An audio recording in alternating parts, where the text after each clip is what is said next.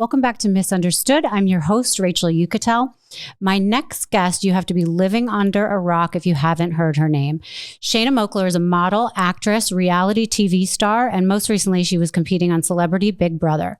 No stranger to being in the headlines, Shanna has been linked to some very famous men: Oscar de La Hoya, Travis Barker, Billy Idol, Dennis Quaid, just to name a few. But her fame goes much deeper than who she's with. She was the winner of the Miss America pageant in 1995, runner-up to the Miss USA, and has been Playboy Playmate of the Month. To talk about all this and where she came from and where she's going, say hi to Shanna Moakler. Hi, Rachel. Thank you so much for having me. Thank you for coming. I'm so happy to see you. You look so beautiful. Thank you. You do too. Thank you.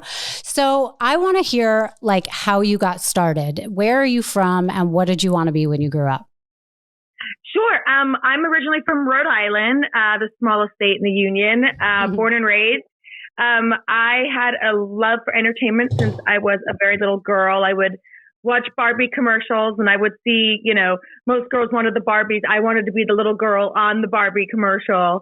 I had a big love for musicals, like Singing in the Rain. And I just always had a passion for that and wanted to get in the entertainment industry.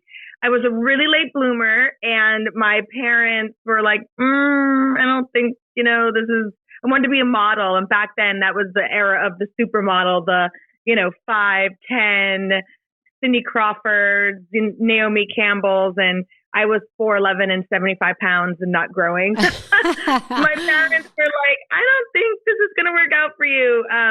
But I started doing kid modeling in Providence and I got national campaigns as a junior model. And then I eventually did grow and I started doing pageantry. I was Miss Rhode Island Teen USA, Miss Teen All-American. I did Miss New York USA. That's when I finally became Miss USA. And that's what got me to Los Angeles.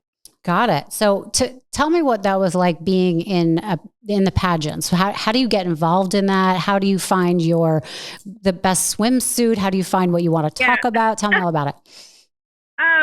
Well, because I was so hungry to be in the entertainment industry and there just wasn't one in Providence, Rhode Island, I did everything I could. So I did mannequin modeling in malls. I handed out perfume samples.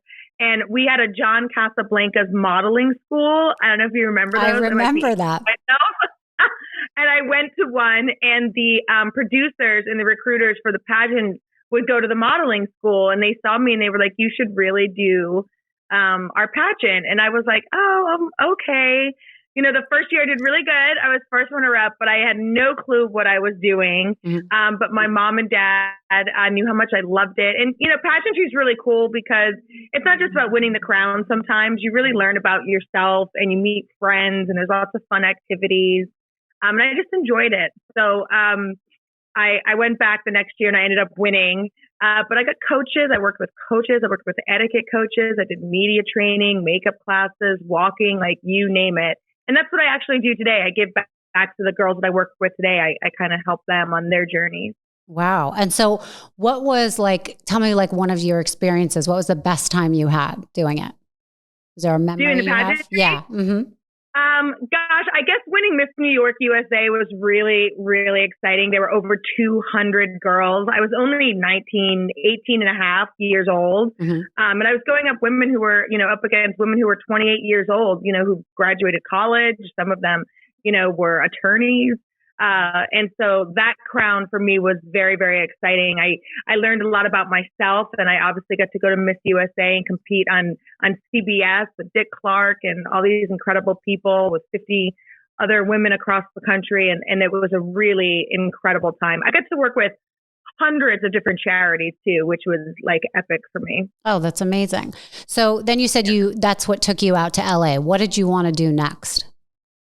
I started off modeling right out of high school. I moved to Miami, New York, Boston, Providence. I modeled all over the East Coast and I was actually really successful, but I always wanted to be an actress. I always wanted to be on television or in movies. So getting to move to LA and be Miss USA, I got to travel the country, work with charities, but I got to sign with William Morris and that was massive. I got on my first television show, Pacific Blue, as a series regular, which was really cool. But I always wanted to be an actress. And, we're always stereotyped as women, right? Like, it's like, oh, you want to be a model? Oh, you can't do that. Oh, well, models can't act, pageant girls can't, models can't act. And so it was really kind of cool getting to break those stereotypes and just keep doing and pursuing what I love. Right. And so how long did you act when you went to LA? What else did you do?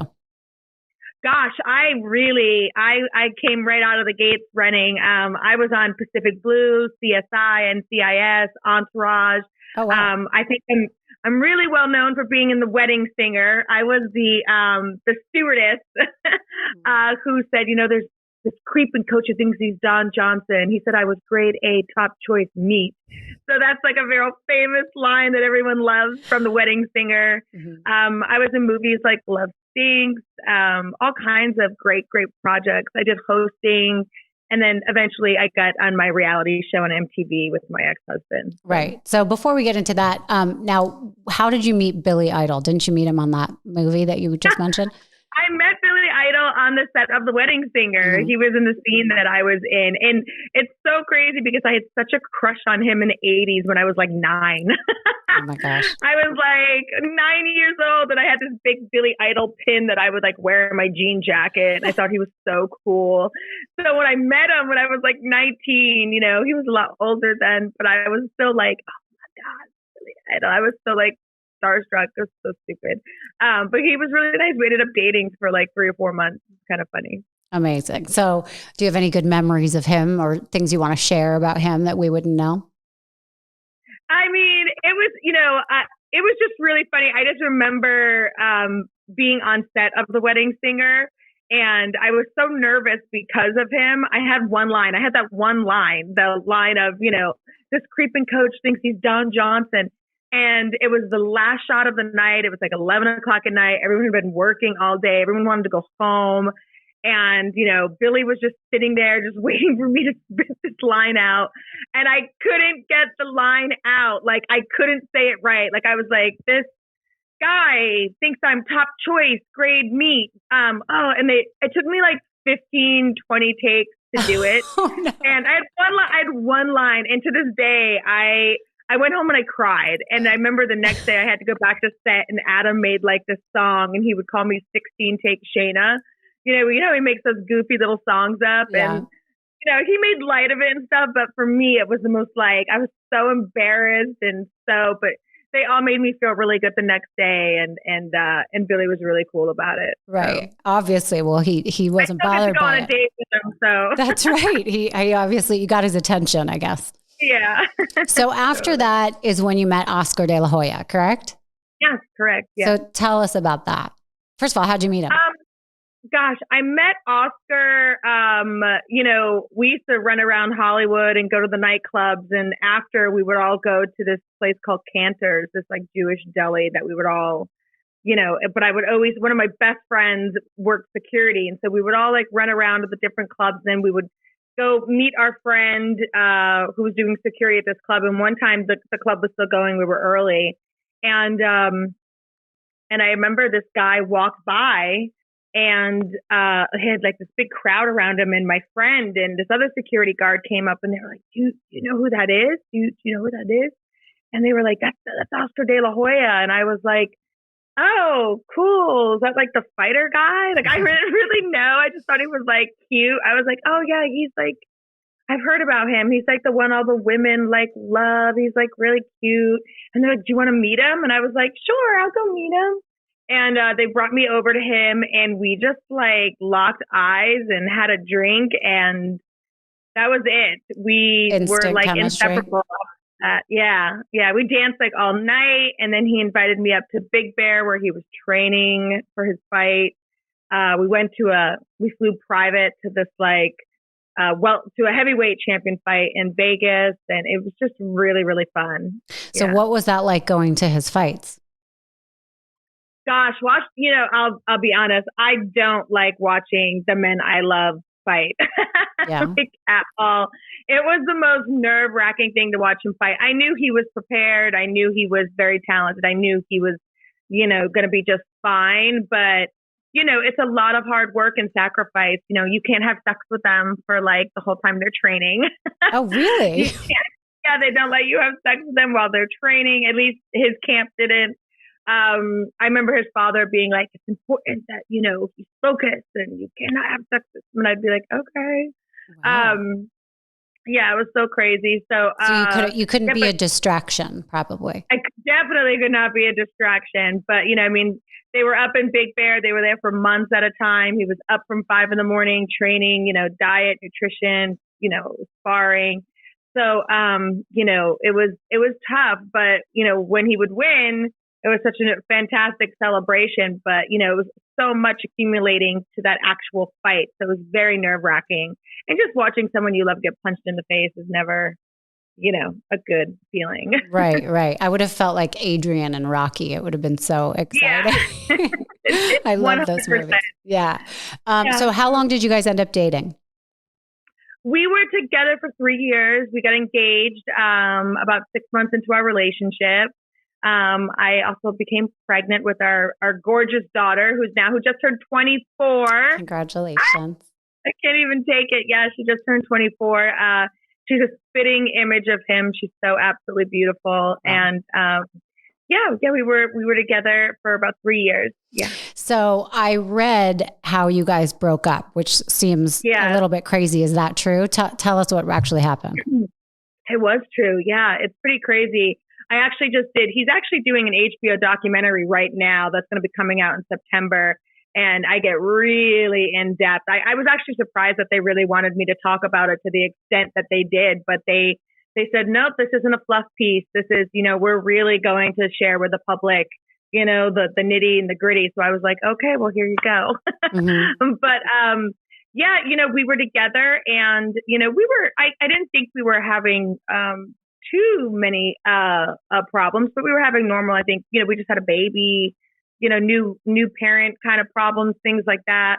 And he was traveling a lot and he was, in training a lot as well. So I didn't think things were too bad, but we were, he said, I'm going to go to New York. I'm going to go do David Letterman. When I come back, let's just start fresh and, we'll just, he's like, go buy some art, go get some things for the house and we'll just start fresh. I love you. And I was like, okay. So that's what I did that weekend. I went shopping. I got some things for the house. I was taking care of the baby. She was about 1.5. And when he came back, I didn't hear from him. And I remember that night, it was like a Monday or Tuesday night and the Latin Grammys were on. And I was at home with my girlfriend and my mom and we were watching the Latin Grammys. And all of a sudden they said, next up on the red carpet is Oscar de La Hoya. And I was like, what do you mean? And it was in LA. And I was like, he's supposed to be in New York doing Letterman. Like, why is he in LA at the Latin Grammys? Why am I not with him at the Latin Grammys? I'm so confused right now. It was very strange. So we were all kind of waiting for this commercial to come back. And it was the longest, 60 seconds of my life. And then there he was with his ex-wife, Millie. But at the time he was just on the red carpet with another woman holding hands. And I just remember, in Kill Bill when that I just remember not hearing anything and just my heart just breaking and I was humiliated and I just was like, what the hell is happening? And he was holding her hand and walking like they were a couple and I just was at home and our baby was in her nursery in the other room and I just lost sense of reality for a good couple minutes there. And I remember just crying and my mom and my girlfriend consoling me and being like, obviously I tried to call him. No one was answering. And the next day they just had an attorney come to the house and ask if the baby and I would go to a hotel. And I said, absolutely not. This is our home. Things have to be taught. I need to talk to someone. I need help here, Wow. So it was, and I was only 25 years old. Yeah. I mean, I look back now and I thought I was this grown up, now that I'm 48 and I look back, I'm like, it was just a baby, it was just a baby. You had a baby. And, it was actually a pretty scary time, but I'm got sure. through it. Yeah, you did get through it. And that was a woman he ended up marrying later. Is that what you said? He did. Yeah. He ended up marrying her and he was with her for about, I think, like 10 years. Yeah. They have 3 children together. Oh, they do. Okay. So it didn't end up being a one night stand per se. So that should make you feel a little better. A one night stand, but I mean, it's like, hey, I get you fall out of love with people. I get things change. Like, at least give me I still feel to this day, and I even said this in the documentary. I mean, you can let someone go with dignity and honesty. That was just like really, really humiliating. Yeah, no, I'm sure. So how did your life end up being with him and co-parenting? Do you guys get along now? Do you talk now? We did not co-parent at all. He just left. He told me that if I went and sued for palimony for it, but if I sued for palimony, he wouldn't see my daughter and I till she was 16 years old, which I thought was just an idle threat. I was like, how would you not see who would do that? But he did. He didn't see his daughter and I till she was about 16 years old. Oh, wow. He was financially very supportive, which, I'm very grateful for. I'm very thankful that I had that support so that I could raise her the best to my ability as a single mom, basically. And then when he did kind of come back, he was really good there for a little while, and we actually were co-parenting, and we did have some talks. He did apologize to me about how things were handled, but it was a very long time to wait for an apology, and it was a very I look back, I can't change anything about it. I feel like I did the best that I could as a mom to give my daughter everything that she, that I could possibly do on my own without his presence. I tried to surround her with positive male role models. I would even ask the schools, put her in a class with a male teacher. I want her to have strong male role models. I did everything I could. We were getting along pretty good, but I guess he has a new girlfriend now, and we don't speak anymore, and I'm okay with it. Yeah, I understand. 100% okay with it. And what about his relationship with his daughter, your daughter? Are they now in touch? They were working. They were doing really good. They were having a pretty great relationship, but I really don't know where it stands right now. Yeah. I think since he's entered a new relationship, I think, he's just one of those guys that shifts when he's with a certain kind of woman. Some guys are like that. Some guys, women do it too, I guess. Yes. Sometimes when people get into new relationships, they just, they go MIA, they go. Everybody else doesn't matter, and their whole life revolves around that person. People just do that sometimes. And so, just time changes things. Okay. So in between, so it sounds like you got a lot of financial support. You didn't necessarily have to run and go get a job. I definitely did not have to struggle, and I got to really give my daughter a great education. I got to give, my daughter a very comfortable life and for that, I'm truly, truly thankful for that. So that's great. So did you end up being able to take a little bit of break from work and just be a mom for a while in there? I did. You weren't acting. Yes, I did. Yeah. And what'd you do during that? Just literally be like a single mom? I was really just kind of a single mom. And, I shortly after, about 2 or 3 years later, I met Travis when she was about 3 or 4 years old. But I also started directing my pageants. I'm the executive director for Miss Nevada USA and Miss Utah USA. That's a full-time, year-long job.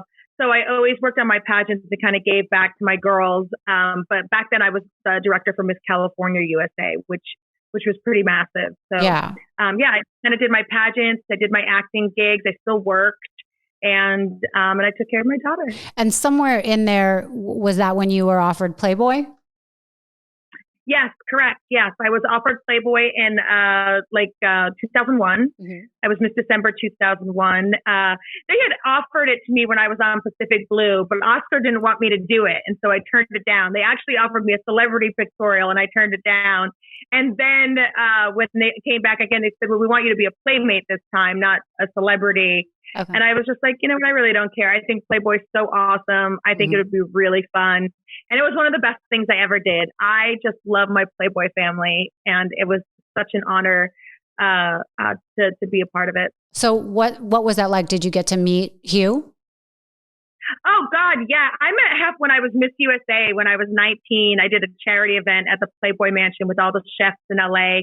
And I remember he came up to me and he said, you know, you truly are a beautiful young woman. And I thought, that's the coolest compliment ever coming from the coolest man, you know, just because he, you know, I mean, he's seen all the most beautiful women in the world and has dated. He didn't want to date me. He was married to Kimberly at the time. He was just being kind. Mm-hmm. And I met Hef so many times. I played backgammon with Hef. I would go to the Sunday movie nights.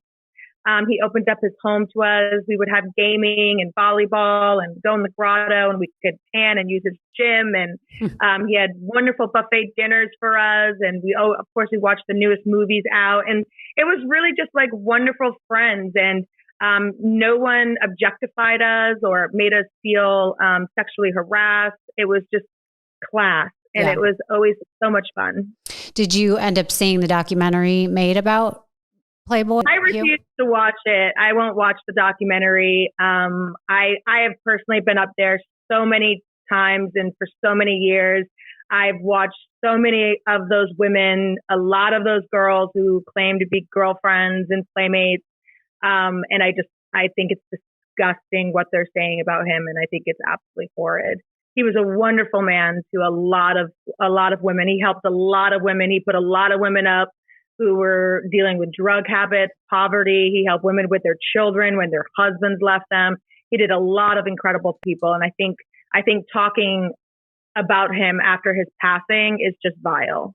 You mean without giving him an opportunity to fire back or have his say, of course, right? Yeah, to at least defend. I think, taking shots at someone who's passed away, who can't defend himself, I just think this is in tarnishing the name of someone who was really good to people. I just think it's vile. So why do you think some of those women said what they said? Do you think that might have been their experience, or they're just looking for fame, or what do you think? I think they're looking for money and fame. 100%. Yeah. Yeah. Well, I'm glad to hear that wasn't your experience. Not at all. I also had met him, and he had been very, respectful and kind, and I did not have that experience as well. So when you were doing that, you were dating for a brief amount of time, Dennis Quaid, right? I did date Dennis, for on and off for almost a year. Yeah. Oh, so not too short of a time. And did he have something to do with your decision to do Playboy at this point? I talked to Dennis about Playboy. It was something that I really, thought about because I really always wanted to be an actress. I loved being on scripted television shows.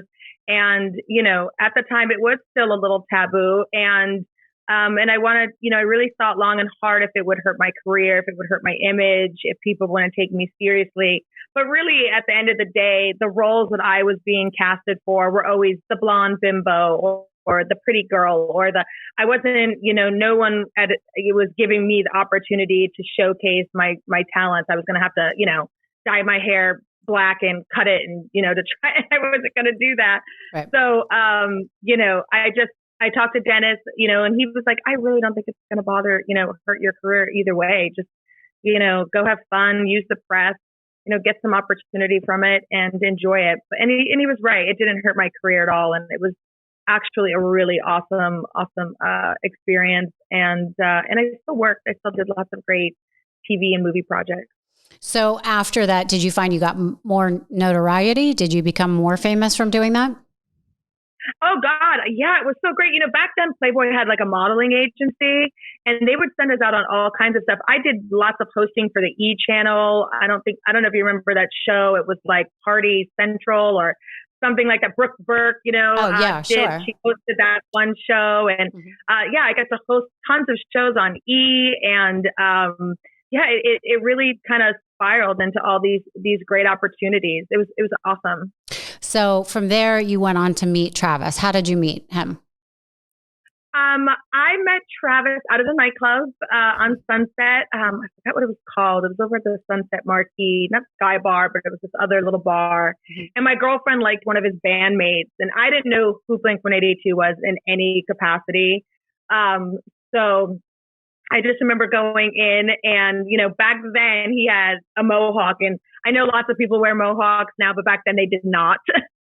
And he had lots of tattoos, and, Oscar was pretty clean cut, and so was Dennis. They were pretty clean cut guys, no tattoos, things like that. And I just remember my girlfriend, was talking to his bandmate, and I was like, and they were like, oh, he's in the middle of getting a divorce. And I was like, ooh, I don't want to be involved with a guy who's in the middle of a divorce. I was like, I'm single. I'm feeling finally in a really good place after Dennis and Oscar. And, but I was like, I'll be your wingman. I'll hang out with, I'll be your wing girl. And I just remember being like, kind of like, holy shit. He has like this mohawk and tattoos and neck tattoos. And I was like, whoa. But, we just like, I remember we just talked, and we just like, it was like the same thing, like with Oscar. It was like kismet. And I knew I was going to marry him. I knew I was going to have like his children, and I knew it was going to be a very epic sort of relationship. Wow. So what is he like as a person? Is he affectionate? Is he like just as affectionate as we see these days with you? Yeah. I mean, sorry, I'm getting comfortable. Yeah, he's very affectionate. He's a very, very romantic man. I mean, obviously you can see that even in his newfound relationship. He's very romantic. He's a big gift giver. He's very loving, and he's very funny. I don't think a lot of people see that kind of side of him. He's actually a very, very funny guy, because he comes across normally very quiet when he's out and around people, but when you're close to him, he's a very funny guy. Right. So you guys ended up having 2 children together, correct? Yes. And how? We have Landon, 19, and Alabama, who's 17. Amazing names. And so how was he as a dad? He's a great dad. Mm-hmm. Yeah, he's a great dad. We've had our ups and downs co-parenting through the years as well. I think co-parenting in general is just a very difficult thing to do. Yeah. Yeah. So, and how did you guys finally break up? How long were you together? We were married for 4 years, but we still stayed together for like another 4 years, kind of off and on, living together, trying to co-parent, together. Just a difficult time. Right. So talk to me about his plane crash for a second. Where were you when you heard about it? Oh God. We were actually working on things, and I was in our home, and Alabama was actually in the bed with me, and the other kids were sleeping. And he called me, and he was about to get on the private jet, and he was just really nervous.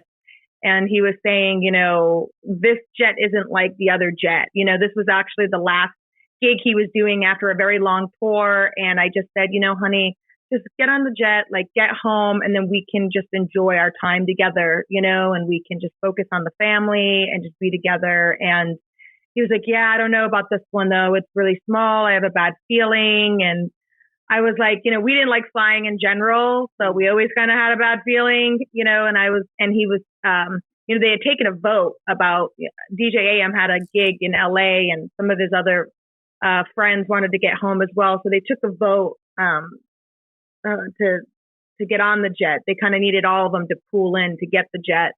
And I just remember being in bed, and it was like 15 minutes later, but it felt like an hour. I don't know how to explain it. And the phone rang. And actually, before the phone rang, my daughter sat up, Alabama, and I remember her going, Mommy, where's little Chris? And little Chris was his assistant who was on the plane. And I remember her going, Mommy, where's little Chris? And I was like, little Chris is with Daddy, honey. Like, go back to sleep. Like, it's okay. Go back to sleep. And then about 15 minutes later, the phone rang, and it was a deputy. And he was like, is Shanna Moakler there? And I said, yes. And he goes, ma'am, there's been a terrible accident. There's been a plane crash. And I thought they were joking. And I was like, ha, ha, ha, ha, guys. Like, I thought it was Travis and the guys joking. And I was like, this isn't funny. I don't think that's funny. Like, and the guy was like, no, ma'am, I'm being serious. There's been a terrible accident. And I just was like, this isn't a joke. Like, you don't joke about stuff like that. And the man was like, ma'am, this is Deputy so-and-so from the North Carolina Police Department there. And right when he said that, I heard Travis screaming in the background, like blood curdling, screaming cries. And like, I'm on fire. And And he goes, we need to airlift him. And, we need you to, we're going to airlift. We're taking him to, I believe it was Georgia. They were taking him from North Carolina to Georgia. He didn't end up getting airlifted. He didn't want to get on another aircraft. They ended up driving him to Georgia. And I just hung up the phone and I called his father, and I don't even think, I was hysterically crying. And I remember him telling me, I could hear on the phone him saying, little Chris didn't make it. Little Chris didn't make it. And that night, they brought little Chris's wife over to the house, and I had to tell her that little Chris didn't make it. And then his manager and I get on a plane like at 5 a.m, like the first plane out to Georgia to go see him. It was a pretty horrific experience. And I think 4 people ended up dying in that plane crash, correct? Yes, little Chris, his assistant Che, his security Che, and the 2 pilots, a man and a woman. And it was actually the older pilot's last flight. Oh wow! And they ended up saying what it was, a tire that popped. Did they ever figure out what? A tire popped, yeah. And I think between the pilots, one was trying to take off and one was trying to land. So there was this sort of up, down kind of like thing, and then they went across like a highway and into an embankment. Wow. So obviously that affected Travis deeply. I mean, he didn't want to get on a plane for many years after. How did you help him out of, how did you get him home from the hospital? Gosh, well, we were in the hospital in Georgia for about a month, and then we took a tour bus home. We had 2 guys drive night and day to get him home with a nurse on the bus. And then we got him to the Grossman Burn Center here in Los Angeles, where he was there for another 2 months. And he had probably over like 17 surgeries. Wow. Through that time. We ended up getting back together, but eventually ended up decided to break up down the road from there. Right. And DJ AM also was injured, but not as badly, right? Yeah, DJ AM was, probably in the hospital for like a day or 2. He just kind of walked away with like some cuts and bruises. It was pretty crazy, the difference is when the plane was on fire, Travis opened the plane door with his hand, so burnt his hand. And then what they thought was a wing was actually the jet engine. So AM sort of had his shoes on and jumped down, where Travis jumped on and slid down and so burnt. Oh, wow. And got the jet fuel on him. Wow. So did that make the relationship closer, or did they not want to talk about it at all and they went their separate ways? Do you know what happened there? I don't really know. I mean, that's something that I guess, they would really have to speak on. I mean, I guess my personal opinion or take as an outsider is I think AM, carried a lot of guilt because he was the one that wanted that, wanted to get home for this gig. And I think, obviously not having such severe injuries and seeing Travis kind of go through the severity of his injuries in the hospital was probably I don't see how any human being couldn't carry some serious amounts of remorse or guilt. Mm-hmm. I think that was very, very difficult for him to see. Right. But I don't think Travis blamed him. I think Travis still clearly 1000% loved him and never wanted him to feel that way. But I just think as a human being, we would naturally feel that way. But, he definitely wanted to still be there and support him for, and have that friendship for sure. Right. I mean, that's a thing. They were the only 2 survivors, so, I mean, that has to bring you close. Right. And then were you around when DJ AM lost his life? Did you? I was, yeah. And what was that like for Travis and you? We were actually visiting my parents in Rhode Island. My children were visiting their grandparents, and Travis was on tour, and he got the call, and we just sat and cried. We just sat and cried. It was just a devastating blow, and that was the one person that he had, who lived through that horrific experience, who could understand the totality of it, and I think to lose that person and possibly think, we lost him in a way because he felt, bad about it or something was, it was just devastating for everybody. And DJ AM was such a a loved soul, and he's so loved and he's so respected. Mm-hmm. And, you know, there's just such a community of people who just love him so much. So it was just a loss for a large group of people in LA. Yeah. Yeah. It was horrible to hear about his drug overdose. So eventually you and Travis finally cut it off and end the relationship. And then were you okay co-parenting after that for a while? We did. I mean, we did. We tried our best. You know, that's one thing we did do. But, you know, I don't have lots of fond memories anymore. You know, I used to try to glorify it and say, you know, but, you know, looking back, I feel like, you know, it was a lot of in and out of court. It was a lot of, you know, headbutting. And I really just don't have too many great things to say about it. Yeah, no, I understand. You know, or anything positive now. Yeah. Yeah. So, and I know you don't want to dwell too much on your ex, but if anyone's ex was in the news for dating somebody as famous as a Kardashian, it's in your face all the time. People are obviously putting it in your face. Was that hard to hear about them, or you already knew this in the background that they were dating, Travis and Kourtney? I had a sense that they were dating, and you know, I've gotten so bullied in the media, and since this relationship ensued, I mean, really treated unfairly and unjustly, and so bullied in the media that to me, it just has put a really bad taste in my mouth. But why? Because you've been vocal about not being a fan of theirs, or just because you're the ex? Yeah, for sure. Yeah, not being a fan. You know, just if I made any statement whatsoever, I was just called bitter and jealous. I don't even know Travis Barker anymore. We haven't been together for, you know, since almost 2010, 12. And I don't even know him. I don't know what his favorite movie is. I don't know what his favorite food or color is. We're not together. Mm-hmm. I have been in my own relationship. So there's, besides the fact that we only have our 17-year-olds, who will be 18 this year, you know, and then our work is done here, and we never have to see each other or talk to each other ever again. And I look forward to that day.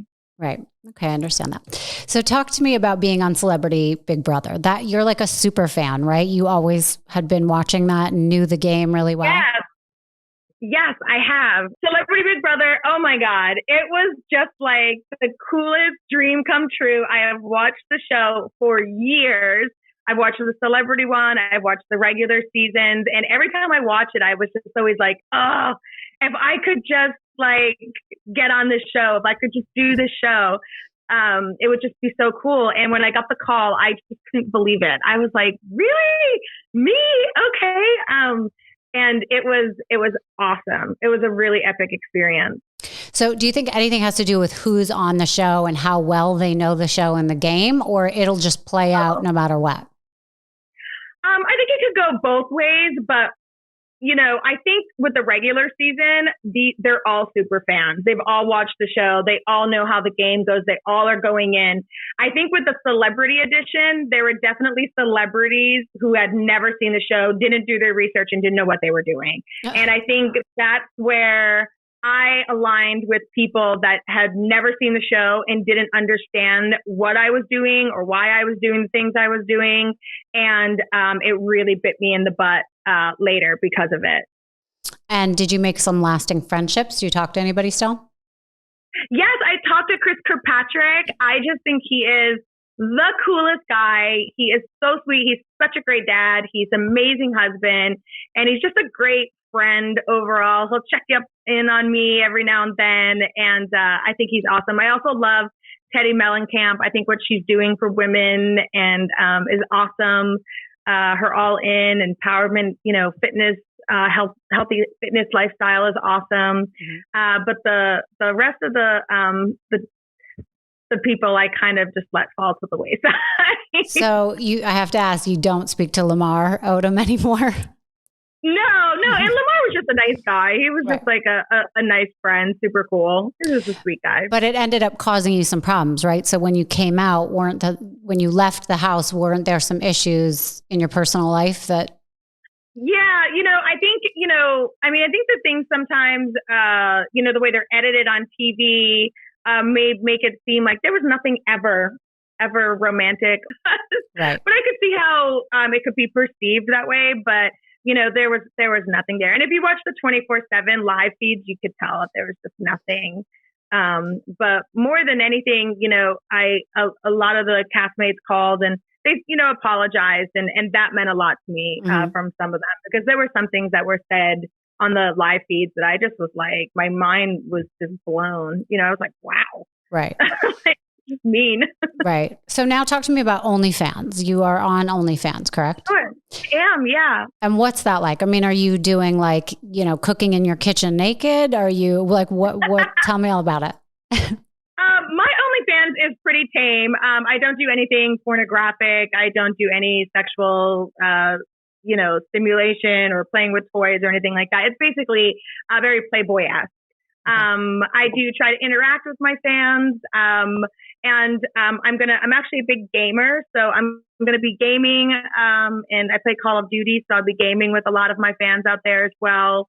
But yeah, I keep it pretty tame, but we have a lot of fun on there, and I chat it up and do lives and things like that. But I love it. I love OnlyFans. I look at Playboy now, and since Hef has passed, Playboy just sold, I think, their entire catalog to like a porn company in Canada.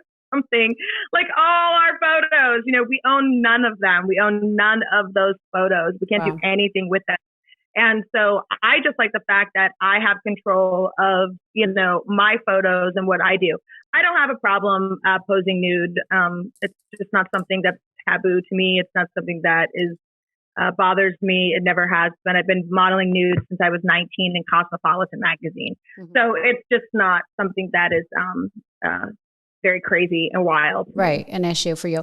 So those people that want to get involved in OnlyFans, is it true that you can actually make a living on this and you can quit your 9-to-5 job and do this and be making tens of thousands of dollars a month? Like, do you feel like that is a true thing? Yeah.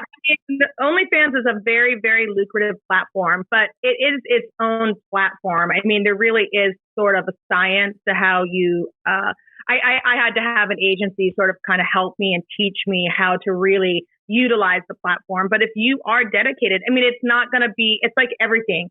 People think they're going to have a podcast. As you know, podcasts take a lot of work, and it is not an easy thing to do. People think they're going to have a YouTube channel and it's just going to, I'm going to make videos and edit it and I'm going to be a billionaire. They take a lot of work, and OnlyFans is exactly the same. It's not something that you can just go on, post some nudes and you're going to, it takes a lot of work. Yeah. And, everything takes work if you want to be successful. So, there's a definite specific way of how to use that platform, just like YouTube and podcasts. Right. And it takes time too. I mean, you really have to build the viewership or the listenership or whatever it is to get people to come. It's not like you start an OnlyFans page and everybody will come just because you announce you're on it, right? You really have to establish a fan base or whatever. So if you come with a fan base like you, I'm assuming you could have started a little bit quicker than the average person doing it from their bedroom, but it does take a while, is what I found. Absolutely. But even with me, to keep fans interested, even on Instagram, just to keep, building your fan base, building your growth, everything does take time. It takes work and dedication. And sometimes it takes a team of people. So, it's, nothing in life is easy. I think people need to remember that. So, right. So what are you doing now? Where can we see you? What should we look forward with you? Yeah. Right now I'm actually, producing my pageants. I have my Miss Nevada USA and, June 24th and 25th. I have my Miss Utah USA, July 7th and 8th. So if there's any women out there listening, if you are a resident of those states, you're 14 to 28, please apply. I would absolutely love for you to apply. You can go to MissNevadaUSA.com or MissUtahUSA.com. And we actually are allowing married, divorced, and moms to compete now. So that's a new rule, and it's pretty exciting. You can also catch me on my IG. You can see all the different things I have going on. Our HBO documentary on Oscar de La Hoya and my experience being engaged and having a daughter with him, I speak very candidly about. That'll be coming out in September on HBO. And yes, you can go to my OnlyFans, which is OnlyFans Shanna Moakler free. It's a free page.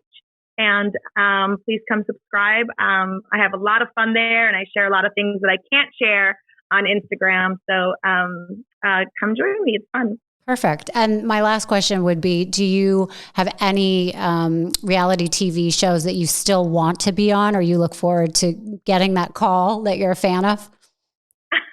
Gosh, I get, I love reality TV. I really do. I would love to go back to a Big Brother All-Stars, maybe. I think that would be really, really fun. My fan base wants to see me on the Housewives franchise in some capacity so bad. Yep. I would be open to doing that. I think I would be a no-brainer for that show, but that would be really, I think, a fun show to do. But I'm open to reality, but my heart is really in scripted projects. I would love to be like on a Grey's Anatomy or an American Horror Story where you get to play different characters each season. Yeah. That's kind of like my dream job. Great. And are you dating anybody exciting in your life right now? I am currently dating someone, but I'm keeping it on the low because we all know what happens when you don't. We all know what happens when we talk about it. Got it. All right. Well, we wish you the best of luck with that. Thank you so much for joining me, and I hope to see you soon.